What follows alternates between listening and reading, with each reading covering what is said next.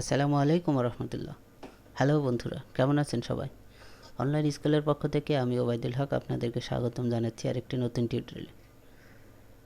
আজকে আমরা এইচটিএমএল এর কালার নিয়ে বিস্তারিত আলোচনা করব। মূলত কালার কিভাবে ইউজ করা যায়, কালার কোথায় কোথায় ইউজ করতে পারি, সবগুলো বিষয় নিয়েই আমরা মোটামুটি আজকে আলোচনা করব।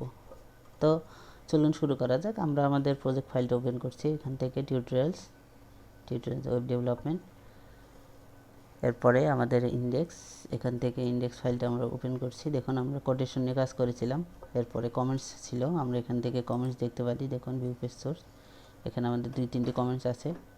তো আমরা জানি কমেন্টস আউটপুটে কোনো ইফেক্ট ফেলে না, এটা আমরা দেখেছি গত পর্বে।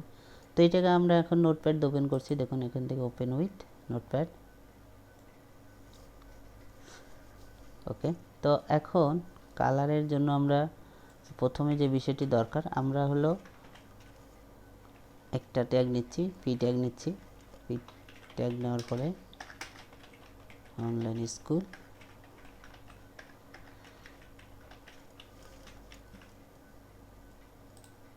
তো আমরা স্টাইলসে কিছু দেখেছিলাম, এর বিষয়গুলো আজকে বিস্তারিত আলোচনা করব। প্রথমত আমরা কালারকে ইউজ করব হলো নাম দিয়ে। এরপর দেখুন, তো আমরা এখানে স্টাইল ইউজ করছি, স্টাইলের পরে আমরা কালার দিচ্ছি রেড।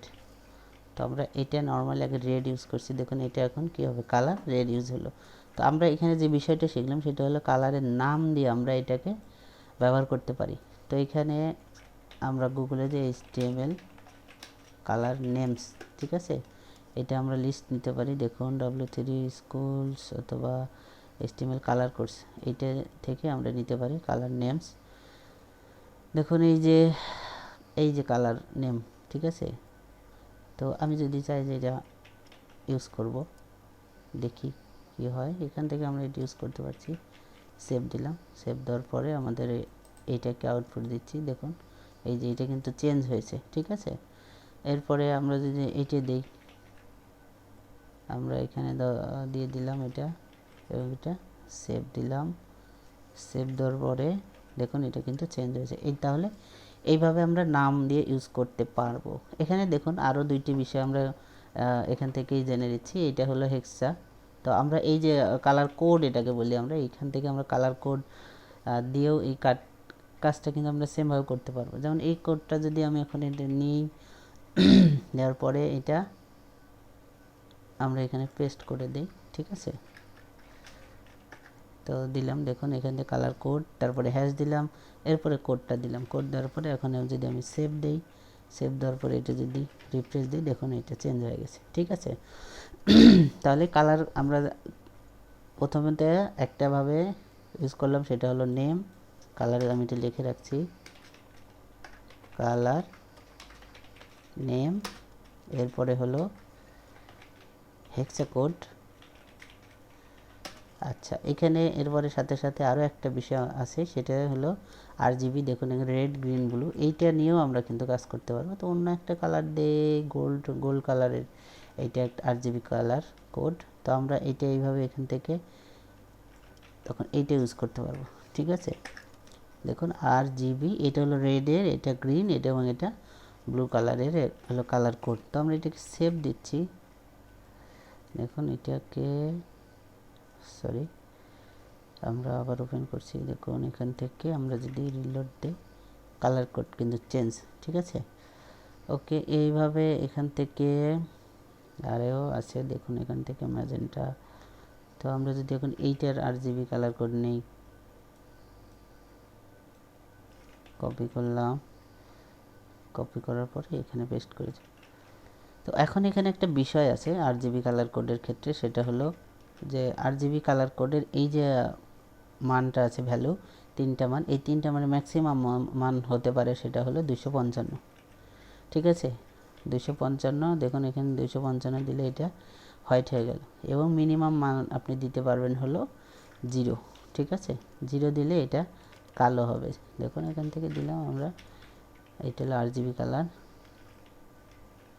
তো এই হলো বিষয়। প্রথমত হলো 0 থেকে শুরু করবেন আপনি, 0 থেকে এটা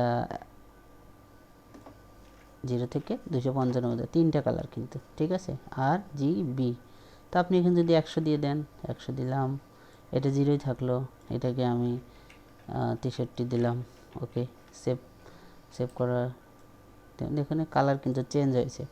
তো এইভাবে আমরা RGB কালার কোড ব্যবহার করেও আমাদের কালারকে চেঞ্জ করতে পারি। এইটাকে যদি আমরা এখন ব্যাকগ্রাউন্ড ইউজ করতাম, তাহলে যেটা হতো দেখুন, সরি, এটা এখান থেকে পি ক্লোজ করে দিলাম, অনলাইন স্কুল, আমরা এটাকে স্টাইল ব্যাকগ্রাউন্ড RGB, তো আমরা RGB এখানে দিলাম 100, কমায় এটা দিলাম 20, 63, আমরা কিন্তু ব্যাকগ্রাউন্ড ইউজ করছি, ঠিক আছে। দেখি কি হয়, দেখুন এখান থেকে ব্যাকগ্রাউন্ড কালার চেঞ্জ হয়ে গেছে। এইখান থেকে আমরা যে কোনো কালার নিয়ে কিন্তু আমরা এটা কাজ করতে পারবো, ঠিক আছে। আচ্ছা, তাইলে এখানে থেকে আমরা যে বিষয়টি শিখলাম দেখুন। আচ্ছা, আরেকটা ব্যাপার আছে, আর সেটা হলো HSL, যেটা আমরা এখানে ইউজ করি, যেমন এটা RGB ইউজ করেছি, আরেকটা হলো HSL, যেটা হিউ স্যাচুরেশন এবং লাইটনেস। তো আমরা এটা একটু দেখছি, দেখুন এখান থেকে, তো আমরা সেমভাবে এটাকে আমরা রিমুভ করে দিচ্ছি। দেখুন ওটাও 3টা ভ্যালু, যেহেতু HSL, ঠিক আছে, হিউ স্যাচুরেশন লাইট। এরপরে তো এখানে প্রথমটা যেটা হবে সেটা হলো মান, আপনি এটা যত মান বসান, দেখুন আমি এখানে 200 দিলাম, এরপর একটা কমা হবে, কমার পরে যেহেতু 3টা ভ্যালু, পরের 2টা ভ্যালু আপনাকে পার্সেন্ট আকারে দিতে হবে। তো আমি এটাকে দিলাম হলো 152%, এরপরে এটাকে আমরা 10% দিতে পারি, সেমিকলন দিয়ে শেষ করে দিলাম। দেখি কোনো আউটপুট আসে কিনা, দেখুন এটা একটা ব্ল্যাক কালার আসছে, ঠিক আছে। তো এই হলো বিষয়, এখান থেকে আরও অনেকভাবে দিতে পারবেন, এখানে মান কমায় দিবেন, এখান থেকে আমরা এটা 0 করে দিচ্ছি, 0 আপনি করে দিতে পারেন।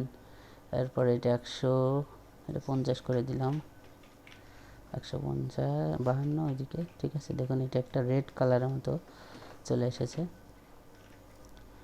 তো এই হলো বিষয়, এখান থেকে এটারও কিন্তু HTML এখানে আমরা দিতে পারি হলো HSL কালার। তো এখন এখান থেকে আমরা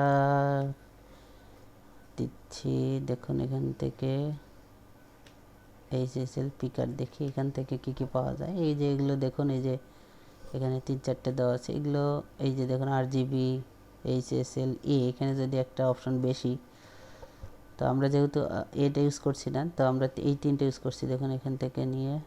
তো দেখুন আপনি যদি এইটা ইউজ করেন এই কালার কোড হিসাবে, সেটাও কিন্তু এখান থেকে কাজ করবে, ঠিক আছে। সেভ দিলাম। আমি মোটামুটি আপনাদেরকে যতটুকু দেখানো সম্ভব সবগুলোই দেখাচ্ছি। দেখুন এই কালারটা আমরা কিন্তু চেয়েছিলাম, এই যে এখানে চলে এসেছে, ঠিক আছে। তো যতভাবে আপনাদেরকে বোঝানো সম্ভব সবগুলোভাবেই আমি বোঝানোর চেষ্টা করছি। তাহলে আমরা যে বিষয়গুলো দেখলাম আজকে, আমরা দীর্ঘায়িত করব না। প্রথমে হলো colour with name, colour with hexacode, colour with RGB code, এরপরে কালার উইথ HSL, ঠিক আছে। এই হলো বিষয়। এখন বর্ডারের ক্ষেত্রে আমরা একটা বর্ডারের বিষয় দেখেছিলাম, বর্ডারের ক্ষেত্রেও আপনারা এইভাবে সেম কাজটি করতে পারেন। আমরা দেখেছিলাম এখানে বর্ডার গত টিউটোরিয়ালে ছিল সম্ভবত বর্ডার, এরপরে এখান থেকে 1 পিক্সেল সলিড, এই কালার কোড দেখি কি হয়। দেখুন এই যে বর্ডার কালার, এটা কিন্তু ঠিক আছে।